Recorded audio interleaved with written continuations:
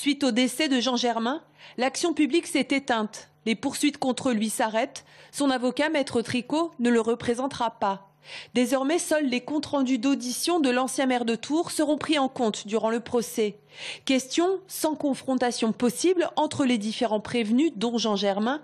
Quelle tournure prendra ce procès? Comme d'habitude, celui qui est absent, quelle que soit la cause de son absence, va nécessairement se voir chargé par les autres prévenus de toutes les responsabilités. Aujourd'hui, ce qu'on peut penser, c'est que ceux qui vont être déclarés coupables de fraude pénale vont sans doute, à travers cette condamnation, être également regardés comme responsables, peu ou prou, de la disparition de M. Jean Germain. Et je crois que ce sera à ce titre que le jugement à venir aura une double lecture nécessaire.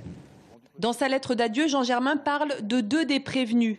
Lisanne, son ancienne collaboratrice et organisatrice des mariages chinois, et de Jean-François Lemarchand, le directeur de l'Office de tourisme. Leur conscience les poursuivra, dit-il. En l'absence de Jean Germain, quels seront alors les axes de défense, les postures de ces deux prévenus et de leurs avocats respectifs?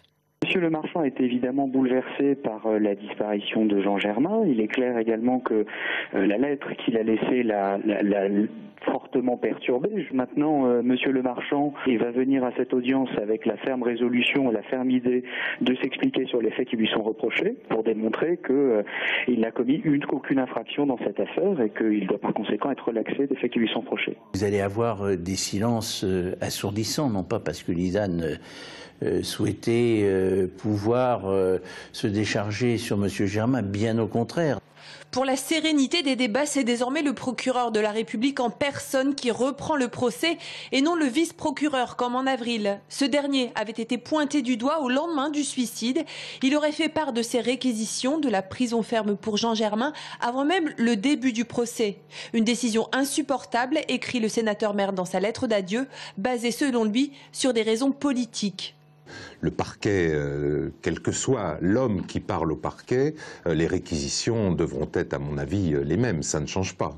Le procès dit des mariages chinois débutera mardi prochain. Il durera 3 jours.